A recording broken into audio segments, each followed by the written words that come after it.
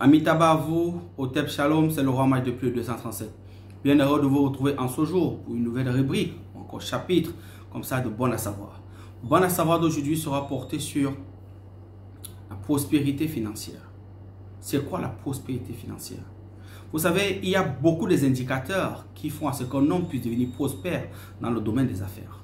Quand je parle de l'homme, je parle avec un grand H. Beaucoup de gens pensent que beaucoup prier leur donnera la richesse. Beaucoup gêner leur donnera la richesse. Vous vous trompez.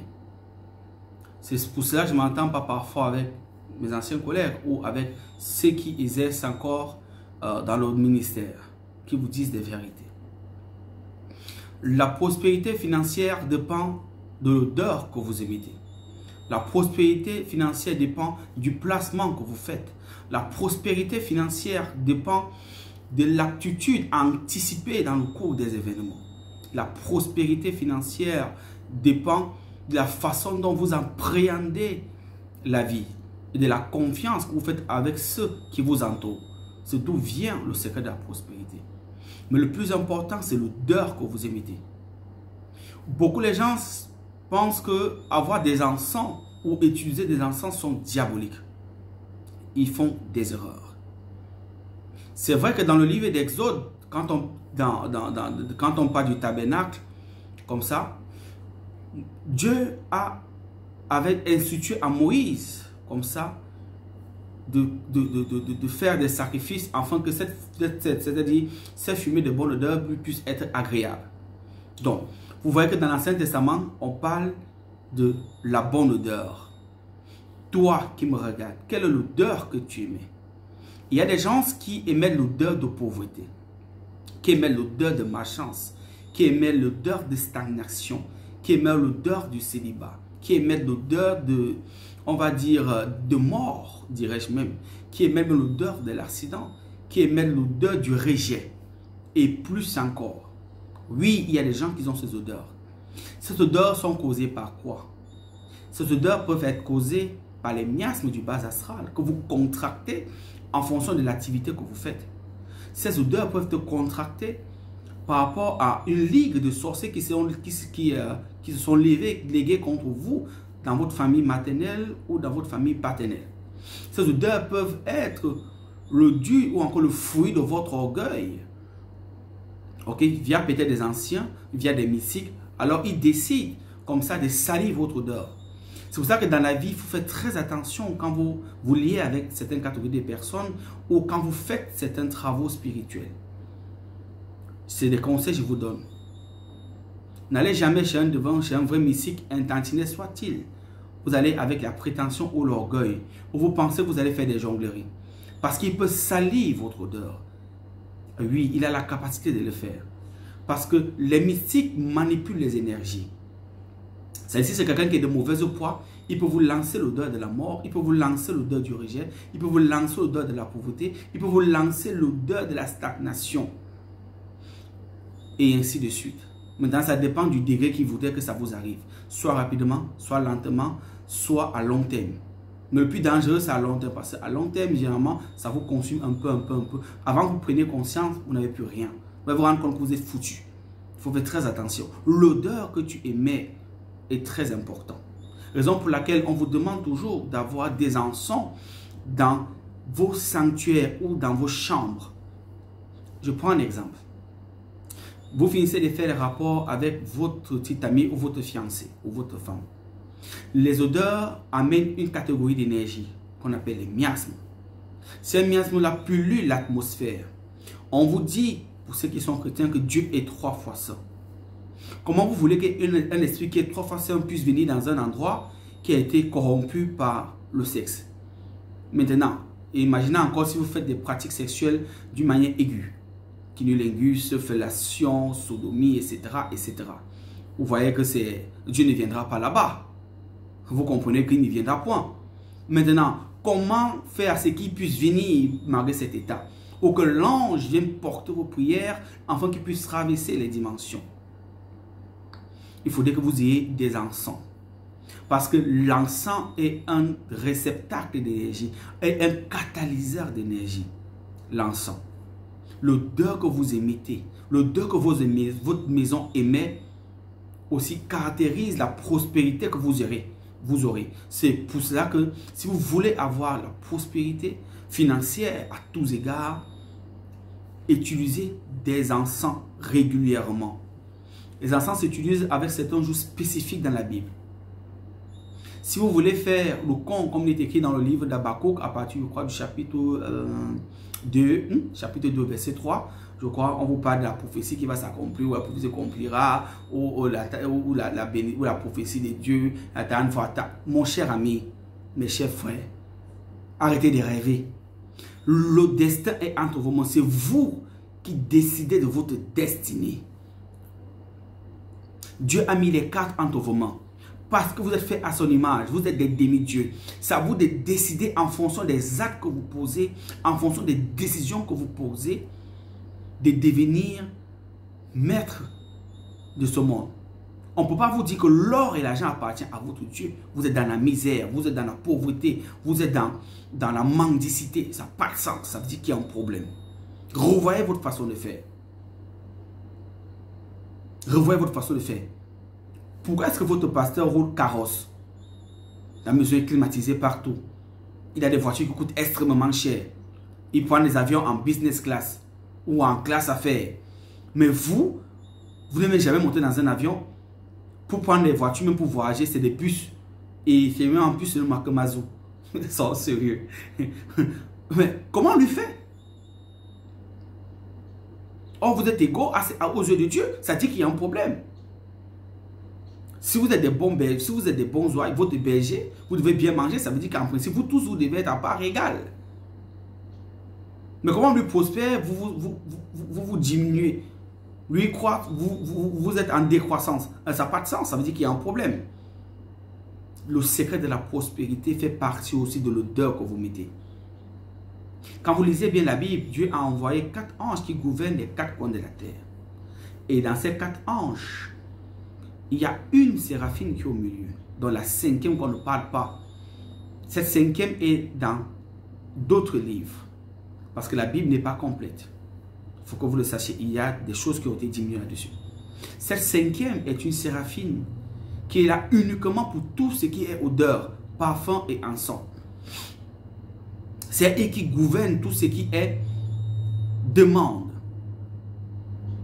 Quand vous émettez une bonne odeur, dans chaque pays, il y en a une. C'est elle qui régit tout ce qui est odeur de prospérité, de succès, d'argent, d'abondance. Quand vous êtes encensé, peut-être avec l'encens or et argent, et que vous connaissez les invocations qui suivent, et le jour idéal correspondant l'or et l'argent, et que vous êtes purifié pour de vrai au préalable, et vous connaissez ces invocations, mais quand vous allumez l'encens, quand la fumée commence à monter, pas, puisque l'encens est un catalyseur, du coup, par le biais de ces génies de l'air, parce que les esprits de l'air, il y en a 7, mais celles-là sont gouvernées, celles-là gouvernent encore des milliers de légions, d'esprits, de génies, des anges, qui viennent maintenant vous dire, ah, c'est lui qui a demandé tel, on porte ce que vous demandez, vous partez avec. Ils vont avec, afin de vous exaucer. C'est comme ça. L'encens est même aussi dans le Nouveau Testament. Ce n'est pas seulement dans l'Ancien Testament. L'encens dans le Nouveau Testament, si j'ai bonne mémoire. Quand Jésus naît, qu'est-ce qu'on apporte à Jésus? Si l'encens était mauvais, Dieu qui est Dieu, si l'encens était diabolique comme on fait croire, comment est-ce qu'on peut apporter à son Fils unique, le Sauveur de la terre, comment on peut apporter à cet enfant l'or, la myrrhe et l'encens? Il ne faudra pas ces mages qui ont apporté cet encens. Et puis ce sont des mages qui ont apporté l'encens, la myrrhe et l'or à Jésus-Christ. Comment est-ce que vous expliquez donc que Dieu, il sait que les mages sont en train de venir apporter en offrande l'or, la myrrhe et l'encens? Pourquoi les mages? Parce que les mages sont les détenteurs des secrets de la nature. Ils savaient ce qu'il fallait donner à Jésus afin de le glorifier. C'est de ça qu'il s'agit. Et ils apportent quoi? 3 objets spécifiques. L'or, qui symbolise quoi? L'argent, le pouvoir par excellence. La myrrhe, la purification par excellence. L'argent, je veux dire l'or, la myrrhe.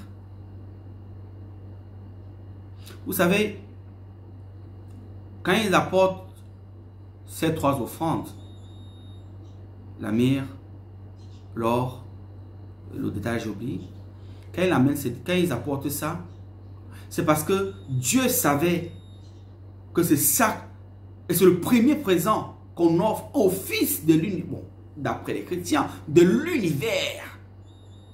Posez-vous, quand vous passez voir des histoires de vous, posez-vous cette question. Mais comment est-ce que Dieu, dans sa grandeur omnipotent, omniscient, omniprésent, peut tolérer que des mages apportent de la myrrhe et de l'or, que c'était cela, à son enfant, l'ami qui est un enfant? Il ne dit rien, il ne foudroie rien. Et Marie prend, elle accepte avec Joseph et l'ange se manifeste après vers eux et leur demande d'un appui repartir. Mais vous voyez que c'est tout un mystère. Donc, dans le Nouveau Testament, vous voyez que c'est mentionné. Et même quand vous allez à l'Apocalypse, quand l'ange se manifeste dans le temple, dans le sanctuaire de Moïse, qu'est-ce qu'il a tiré? Lisez bien, je crois, partir chapitre 8 au verset, chapitre 7, 6, 8, quelque chose comme ça.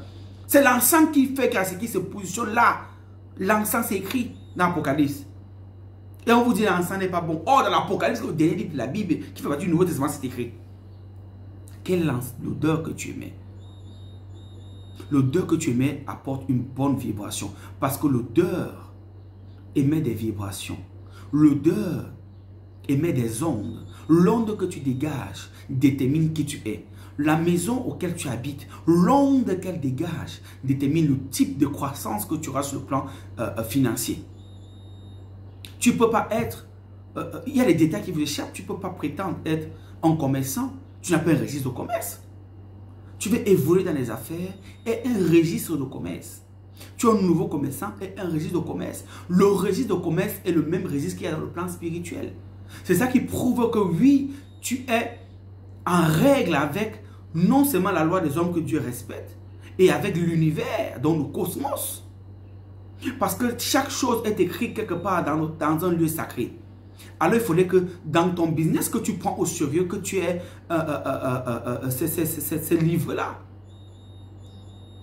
On appelle ça comment là? Ces registres-là. C'est ces registres-là maintenant avec lesquels tu pourras étudier certaines ententes spécifiques afin de faire certaines invocations pour que ton business puisse croître. Ce sont des révélations. Tu as un registre de commerce. Tu dis que mes affaires ne marchent pas, vraiment rien ne marche, je suis dans la pauvreté. Tu as ouvert un bar, snack bar, et c'est pas trop une grande entreprise. Tu as un registre et tu es dans la pauvreté. Tu n'as pas de clients, mais tu es maudit. Toi, il faut même qu'on te lave ici, même à Kribi ou Voui, où on va te laver là-bas au Océan Pacifique. C'est que ton cas est grave. Tu ne peux pas avoir un registre de commerce. Tu es un homme d'affaires, tu es une femme d'affaires, tu es dans la pauvreté. Non. Alors qu'il y a des encens spécifiques qu'il faut utiliser avec des invocations adéquates, avec des jours adéquats pour que tu excelles dans la vitesse supérieure sans avoir à couler le sang, sans avoir à entrer dans les choses compliquées. Arrêtez, mes chers amis. L'encens est important dans votre vie. Il y a les encens pour attirer la prospérité. Il y a les encens pour repousser les énergies négatives. Il y a les encens pour attirer l'abondance. Enfin, c'est des choses différentes. Il y a les encens pour unir les gens. Il y a les encens pour chasser l'odeur de la maladie. Il y a les encens pour attirer le mariage. Il y a les encens pour repousser le célibat. Il y a les encens pour beaucoup de domaines. Il y a même les encens pour être facilement exaucés. Oui, il y a les encens qui sont reliés aux 72 anges. Il y a les encens qui sont reliés aux 7 archanges. Il y a les encens qui sont reliés aux chérubins. Il y a les encens qui sont reliés aux puissances. Il y a les encens qui sont reliés aux dominations. Il y a les encens qui sont reliés aux vertus. Il y a les encens qui sont reliés aux séraphins. Il y a les encens qui sont reliés aux chérubins. Il y a des encens pour ça. L'encens que tu utilises détermine la capacité et la détermination de ta prière. L'encens que tu utilises fait à ce que la façon que tu pries, les anges qui t'assistent te exaucent facilement, portent facilement tes prières afin que tu sois facilement exaucé. C'est de ça qu'il s'agit. Parce que les ondes que tu dégages quand ces fumées sont là, quand ces fumées émettent là, font à ce que tu sois vite exaucé. Quand tu t'encenses toi-même, il y a les jours spécifiques pour s'encenser en fonction des domaines de la vie. Quand tu t'encenses toi-même à une certaine fréquence, avec certaines invocations, dans la semaine, c'est-à-dire la semaine, il y a certains jours spécifiques pour s'encenser. Quand tu maîtrises ça, il n'y a rien qui peut t'arrêter. Tu deviens ton propre mage. Quand tu maîtrises les senteurs, tu émets les bonnes ondes. Tu es dans un bureau, on ne te dit jamais non. Dans les affaires, on ne te repousse jamais.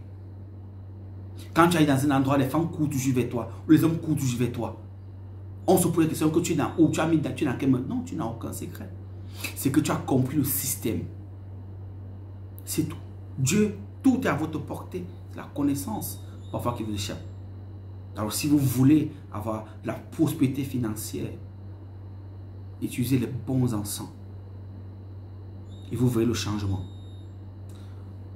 Amita Bavo, Otep Shalom, c'est au Roma du plus 237. Roma, je réponds au 237, 695, 27, 26, 70. C'est la fée qui gagne. Aigle.